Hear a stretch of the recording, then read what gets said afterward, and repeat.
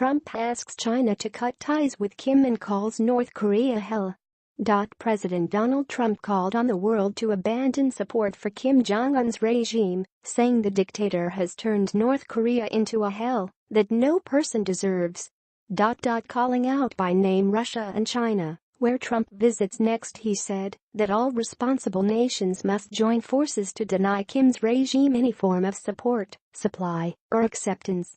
He offered a stinging attack on Kim himself, reeling of a litany of alleged human rights abuses and calling him a deranged tyrant presiding over a cult. The longer we wait, the greater the danger grows and the fewer the options become, Trump said at South Korea's National Assembly, in the first address to the legislature by an American president in nearly a quarter century.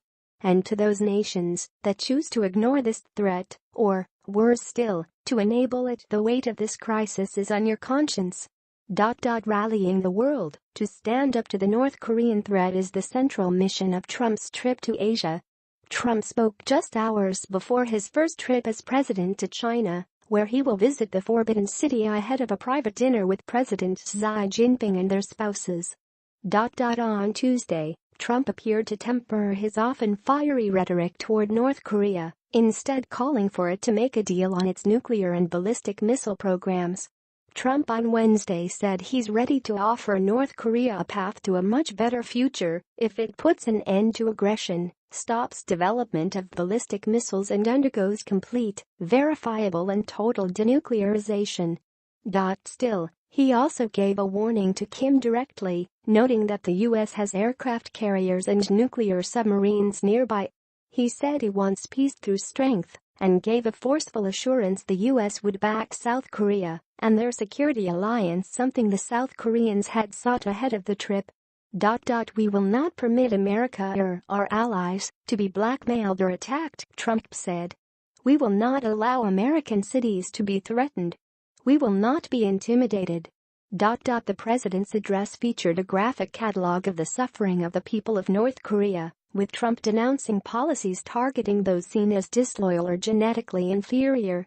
One of the anecdotes was targeted directly at China, the main ally and financial backer of Kim's regime. Trump told a story of a baby born in North Korea to a Chinese father that he said was taken away in a bucket, with the soldiers telling the mother the baby did not deserve to live because of its Chinese heritage. So why would China feel an obligation to help North Korea? Trump asked.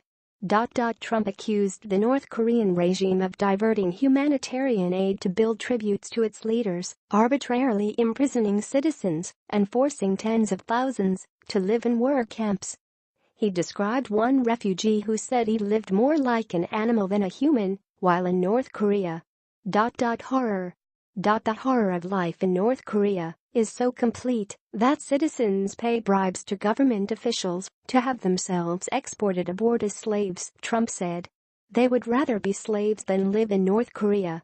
A 2014 United Nations report on human rights in North Korea describes similar horrors, including the story of a mother forced to drown her own baby, and of a man who had to burn corpses of prisoners and scatter their remains on crops. The report was based on accounts from sources including defectors, former regime officials and survivors of political prison camps. The U.S. president contrasted conditions in North Korea with those in the South, saying the world had observed the results of a tragic experiment in a laboratory of history in the communist nation. It is a tale of one people, but two Koreas, Trump said. At one point in the speech, he noted that this is the one-year anniversary of his election and included his usual litany of accomplishments: a record-high stock market, low unemployment, and even his appointment of Supreme Court Justice Neil Gorsuch. He also noted that a Korean women golfer won at this year's U.S. Open held at Trump's Bedminster golf course. Outside the speech, a large group of pro-Trump advocates, including many veterans of the Korean conflict, were brought in by bus, while a smaller group of anti-Trump protesters also gathered on the other side of the boulevard. White House aides said they saw the South Korea speech as an opportunity for Trump to call on the international community to join together to maximize pressure on North Korea.